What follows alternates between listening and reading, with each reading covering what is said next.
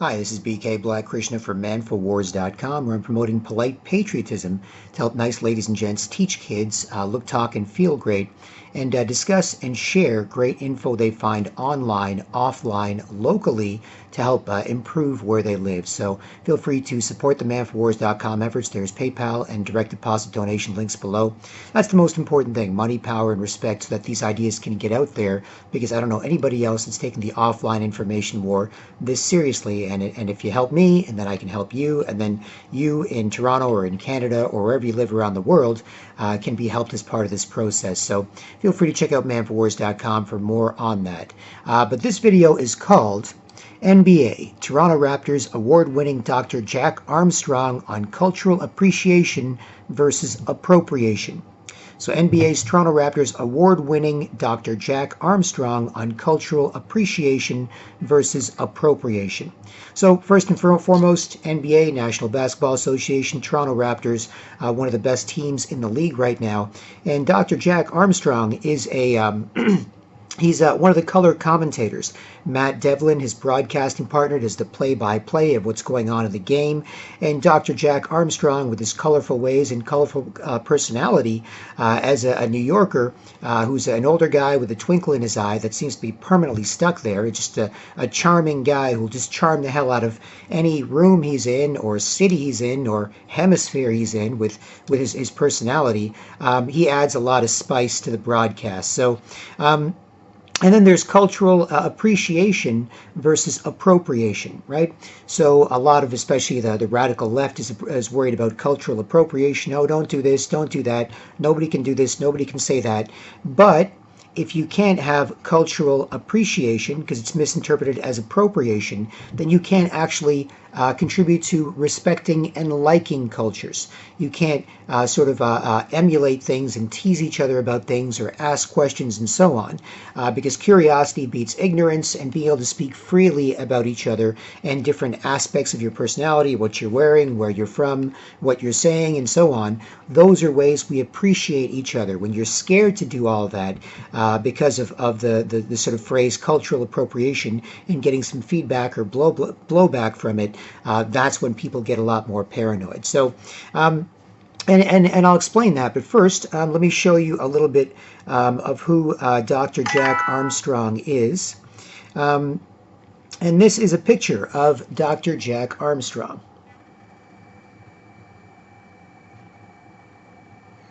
There you go. He's the Raptors color commentator. As you can see, he's got a big smile, a twinkle in his eye, and he just seems to be a classically charming old white guy, the type of uncle you'd love to have at a party. It doesn't matter where you're from, doesn't matter what your background is. If you're especially a Canadian and a Raptors fan that speaks English, you'd love to have him there as the uncle you wish you had, just to make the dinner party, make Thanksgiving or whatever a better time, because he does seem to have that kind of personality.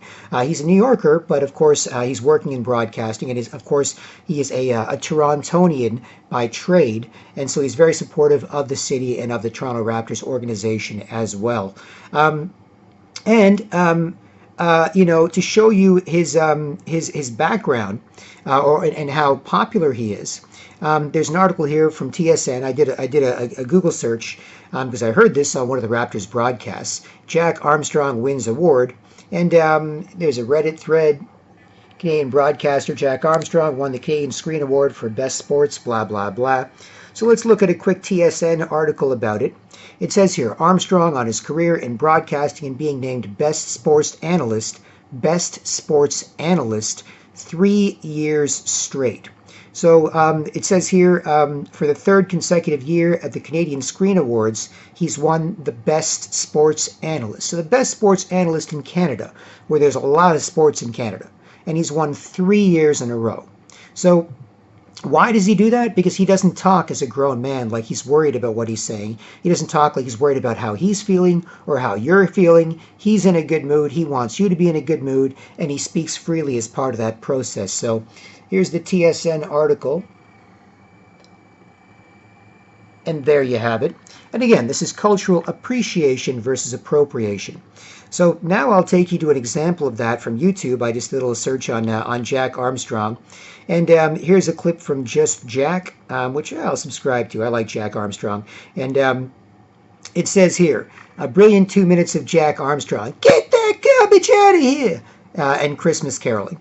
And there is the title of the video itself. And this is just a random sample I wanted to find to show you of his cultural appreciation versus appropriation, and how if you take it as appropriation, then you're going to turn this really charming, funny, twinkle in his eye, great old white guy, and turn him into a mute. A castrated corporate clone who's afraid to say anything about what's going on, when his job as a color analyst is to do the opposite of that. So I'm going to play this little clip of a Raptors game against the Washington Wizards, where he goes in to get that garbage out of here, and then he mimics an African. Ooh, but you'll see it's a great time because he has a great time doing it, and everyone has a great time watching it, and we can all learn a great lesson from it. So here's the clip from YouTube.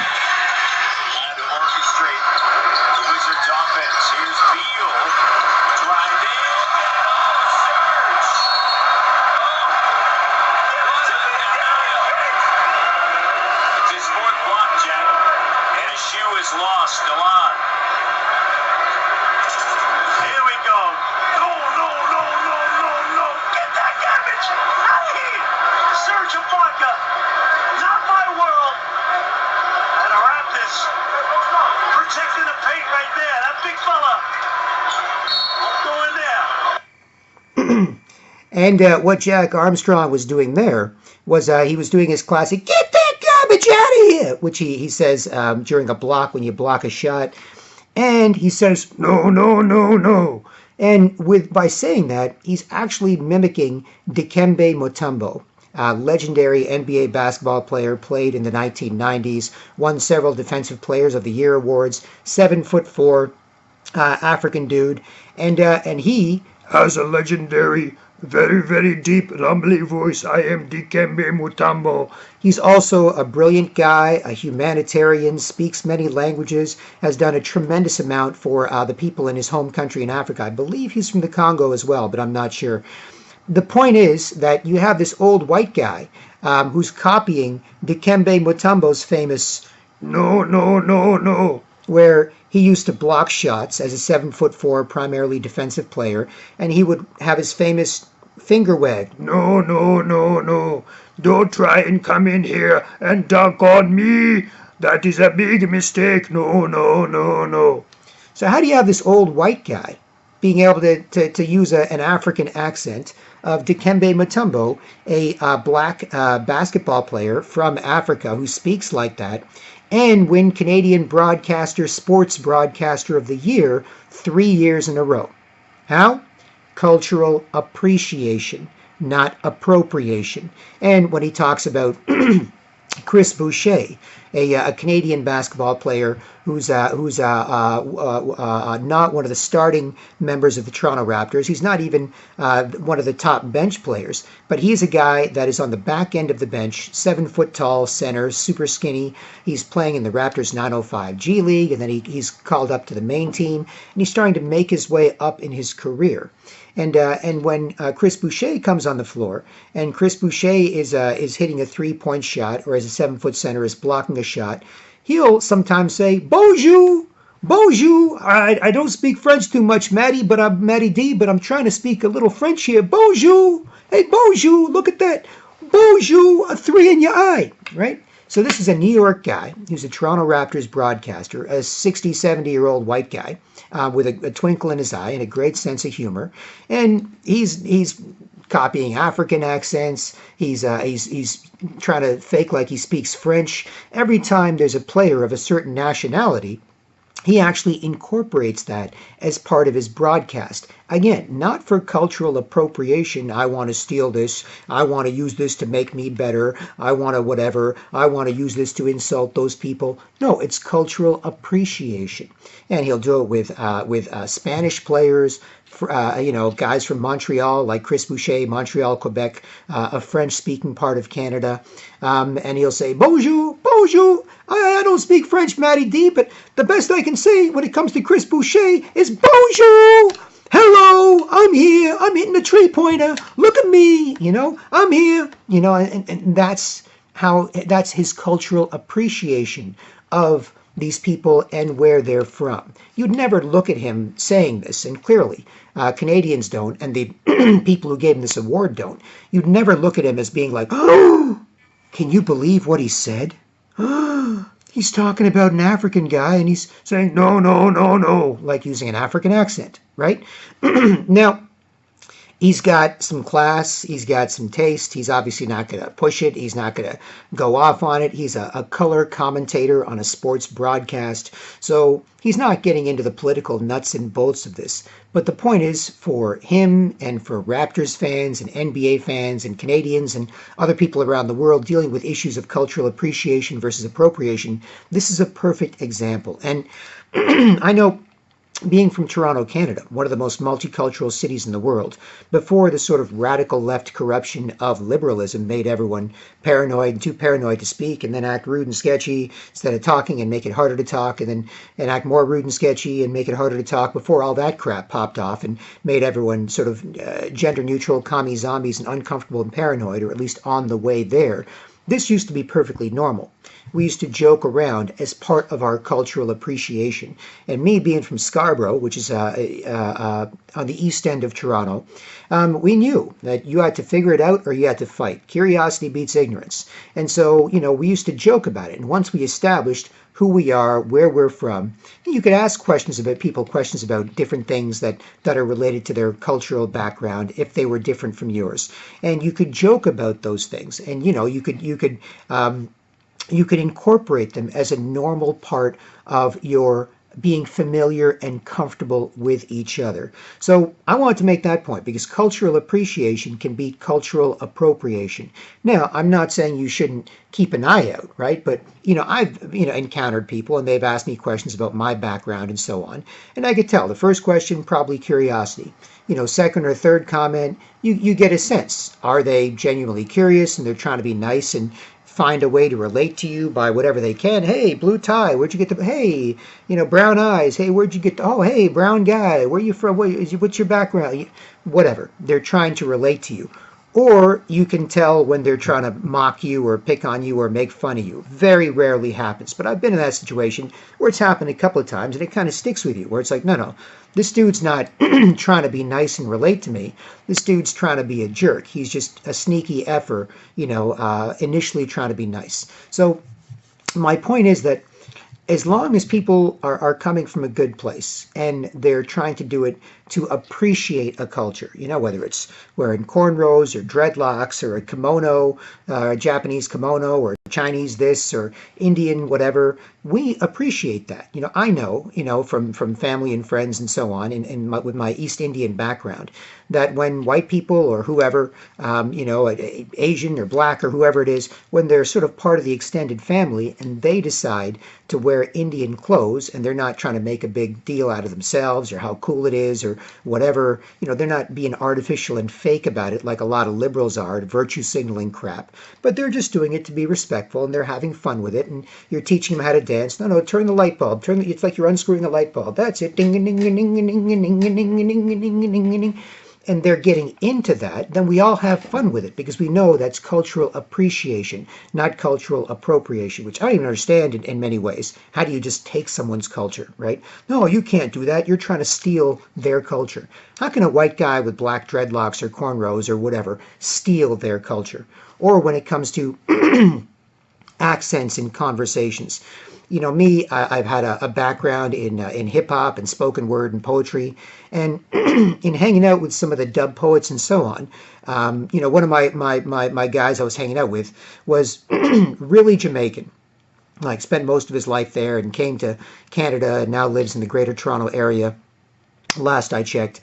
And when he and I would be talking, he'd be like, yo, Black Krishna, what me this stuff? And I was like, man, Clyde, I'm easy, yo, And then, I stopped him at one point. We were both in my car or whatever, driving somewhere. And I was like, hey, man, look, Clyde, like, we're friends. And I'm just telling you that I'm slipping into the same way in different cultures, hip-hop culture, black culture, Jamaican culture. I'm slipping into this accent a bit more to relate to you and be comfortable with you, but I want to make sure you know you're comfortable with that. Because if I was with a bunch of white executives at a different job, then I would be speaking much differently, right? Just like 9 to 5, you speak a certain way, then 5 to 9, you might slack a bit more. And, 9 to 5 is business, and 5 to 9 is business. Yo, what the F is going on, yo? That type of thing. Whereas 9 to 5 is, how's it going, right? Yeah, not what the F is up, yo. Hey, how are you? And it's different. And my man looked at me, strange for a bit, and nah, it's cool, Krishna, it's cool. And I was like, all right, cool, Clyde, man, we could just chill, right? And I wasn't trying to mock him. I wasn't trying to make fun of him. It was cultural appreciation, right? It was something where, because we were in that environment and because that's the way it's like where our language was fusing a bit. And this happens in different circles as well. Now, as a brown guy, I'll freely say it's a lot easier for me to get away with this. And that's why I can kind of go and say and do this and that here and there. And people, can't say, you're racist, you're this, you're that, you're whatever, because it doesn't make any sense.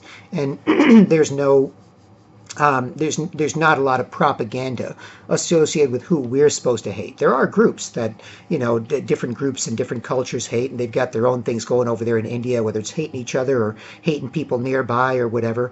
A buddy of mine from Korea, when I was thinking of going to South Korea to teach English years ago, told me the South Koreans, they hate the Japanese. Hate the Japanese. The only people they hate more? We were like, no. He goes, everybody else. Everybody else. The Japanese were the closest to them, and they've had a South Korean Japanese rivalry, and there was some stuff that happened during wars, and some of the bad people in charge, and they didn't treat each other well, but they hated everybody else worse. Like, they were much more familiar with the Japanese. And we always struck me as odd. I was like, that is strange. But, so it's not like there isn't that stuff going on there, and I understand the issues people have.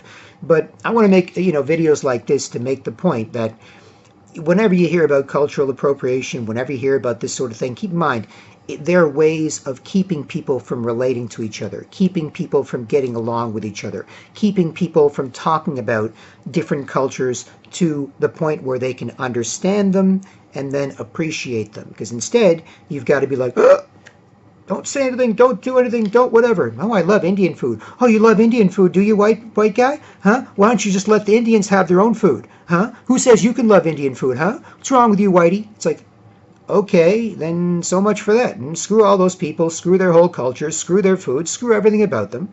Otherwise I might get Indian food, and then I might hear some Indian music, and I might watch a Bollywood movie and think that's kind of fun, and I might go to see some Indian Bharatanatyam dance recital, and, it might be something that I do once in a while, where I'm like, no, I'm cool, I'm cool as a white dude, and I appreciate certain aspects of their culture and any other culture that I can get to appreciate, as long as it's not misdefined as appropriation, and it is correctly defined as appreciation. So, anyway, there you have it. Just some framing.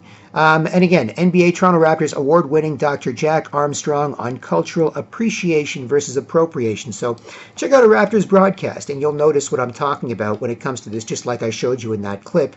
And consider these ideas. Consider how cultural appreciation can beat cultural appropriation propaganda so that all cultures can feel better.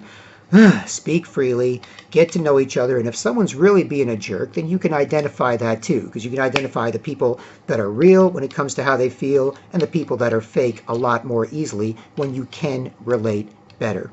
And there you have it. So anyway, BK Black Krishna from manforwars.com. Feel free to get in touch with any comments or questions. Subscribe. Pass on any information you'd like. Feel free to chop up whatever you'd like and make some videos. And feel free to support the manforwars.com efforts. Check out the website. You can donate below using the PayPal or direct deposit links. Very important, because the more I can do about this and the bigger I get, the more polite patriotism will help everybody be polite offline, not just watch hours and hours of content online or listen to hours and hours of podcasts and then get offline and then not be polite enough and nice enough to talk about it, not act nice enough to talk, essentially. And then you can raise kids to make sure they can be nice and confident ladies and gentlemen. And if most people straight are great at it, then others LGBTQ or whatever can also be great at it, because they can fit into those confines. And then if somebody's a jerk, easy to see. Keep your self-respect to avoid taking others, losing your own and taking others, and you're good to go. And there you have it. EK Black Krishna from manforwars.com. Hope this helps, and I'll talk to you soon. Cheers.